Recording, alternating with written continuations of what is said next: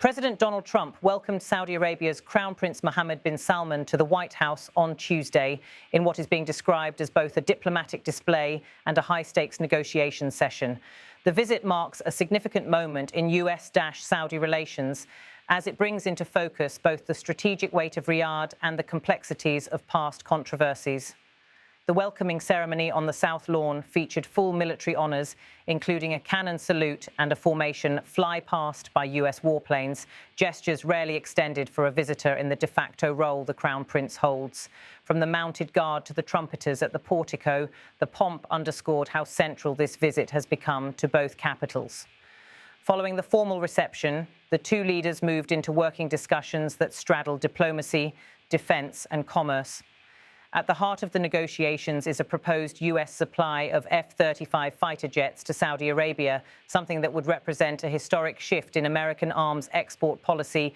To the region, President Trump left little doubt, telling reporters simply, "We'll be selling F-35s." For the Crown Prince, the visit presents an opportunity to solidify the kingdom's position as a strategic partner of Washington while advancing his domestic reform agenda and international ambitions. For President Trump, it offers a moment of foreign policy visibility and potential legacy building amid a crowded agenda at home. In remarks as they began their meeting, President Trump noted that the discussion would cover a lot of different subjects, with emphasis on Saudi investments, technology and defence ties. And the Crown Prince, reflecting on the long-standing bilateral relationship, emphasised Riyadh's readiness to engage in deep partnership. One of his remarks drew particular attention. "We reviewed the Saudi-US relations and explored ways to bolster our strategic cooperation." It is that phrase, strategic cooperation, which seems to define the contours of the visit. The conversations do not stop at military aircraft. American officials indicate that Saudi Arabia is planning major investments in US artificial intelligence infrastructure, and the two countries also are exploring a civil nuclear agreement that could grant the kingdom access to enrichment capability. The visit also has a diplomatic dimension tied to the Abraham Accords, the US brokered initiative that established normalized relations between Israel and several Arab states. President Trump stated during his journey that, "I hope that Saudi Arabia will be going into the Abraham Accords very shortly." From Riyadh's viewpoint, however, entry into the Accords is conditional. The kingdom has long held that progress on Palestinian statehood must accompany normalization with Israel. As such, the US and Saudi leadership face a delicate balancing act, advancing Saudi-Israeli ties without spurning the core Palestinian question. Much of the attention ahead of the meeting has also centred on the shadow cast by the 2018 killing of journalist Jamal Khashoggi. US intelligence concluded the operation was approved by the Crown Prince. Riyadh has repeatedly denied he personally ordered the act, but the visit signals a rehabilitation of sorts. As the Washington Post noted, the Crown Prince arrived to a grand welcome, a remarkable turnaround for the de facto ruler of Saudi Arabia. One US official summarized the broader dynamic. President Trump believes, "These steps bind the Saudis increasingly to us on a range of issues, ranging from security to the finance AI energy nexus. He wants them bound to us, and not China." That China element looms large.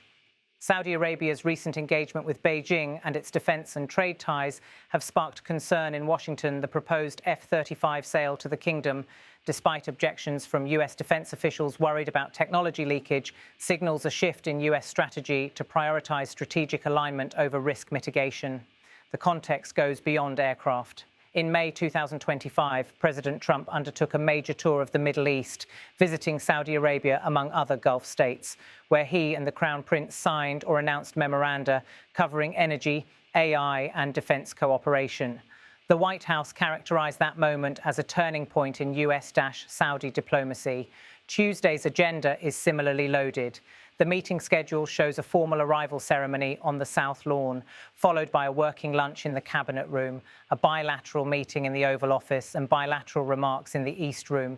Rumours abound of a possible security treaty announcement and multi-billion-dollar Saudi investment in US infrastructure projects. At one point, President Trump told reporters, "The Saudis will be spending a lot of money tomorrow on the US." More broadly, Washington analysts say the visit is a symbolic affirmation of the kingdom's return to full senior partner status in American foreign policy. After years of tension under the prior U.S. administration over human rights concerns and the war in Yemen, this meeting marks a reset. Critics, however, caution that the optics mask difficult trade-offs. Israel's qualitative military edge in the region is in question if the U.S. provides advanced jets to another Gulf power. Congress is preparing oversight hearings on the deal. Meanwhile, human rights groups say rapprochement with Riyadh sends the wrong signal on accountability. Inside the Oval Office, deliberations are reported to be intense. U.S. negotiators are pushing the Saudis on enforceable language to join the Abraham Accords, while Riyadh is pressing for U.S. security guarantees and recognition of its strategic investments. The Crown Prince is keen on leveraging the visit to underpin his bright vision plan for the kingdom. One Saudi senior official said simply, "We reviewed the Saudi-US relations and explored ways to bolster our strategic cooperation. Observers say the Crown Prince's calculus is clear. His domestic agenda, known as Vision 2030, seeks to diversify the Saudi economy away from oil and to position the kingdom as a technological and investment hub. Aligning more closely with the US is part of that blueprint." The Trump administration, in turn, hopes to lock in Riyadh's oil and strategic commitments while securing American jobs, exports and technology access. In backyard and boardroom alike, the business dimension is prominent. Media reports suggest Saudi commitment to invest heavily in US firms in sectors ranging from AI to semiconductors and to buy more US manufactured weapons and infrastructure components. The White House sees this as a lever to strengthen domestic economic recovery while rebuilding global strategic ties. But as the welcoming ceremony concluded and the leaders moved inside for further talks, the two sides were well aware that optics alone will not suffice. Deliverables remain to be finalised. A written agreement on the F-35 sale, a civil nuclear pact, concrete investment pledges and a breakthrough on Israel normalization are all on the table. Yet none are guaranteed. As President Trump and Crown Prince Mohammed bin Salman emerged on the White House lawn to deliver brief remarks to the press, the president declared, "We are starting a new chapter with Saudi Arabia One that will bring many benefits to both our countries." The Crown Prince echoed the sentiment, adding, "The Kingdom of Saudi Arabia is committed to being a reliable partner of the United States, and our cooperation will serve the interests of the region." For Washington, the visit closes a chapter of awkwardness and resets US-Saudi ties at a high level of ceremony and visibility. For Riyadh, it signals a return to the major league of global diplomacy amidst its drive to reshape its economy and international posture. If the deals touted materialise, this visit may well be remembered as a hinge moment. If not, the grandeur may remain just that, ceremonial. As the two nations search for outcomes, the world will watch whether the pomp of the South Lawn gives way to real-world strategy. Jets delivered, investments announced, diplomatic breakthroughs achieved. For now, the welcome has been royal. The results remain to be seen.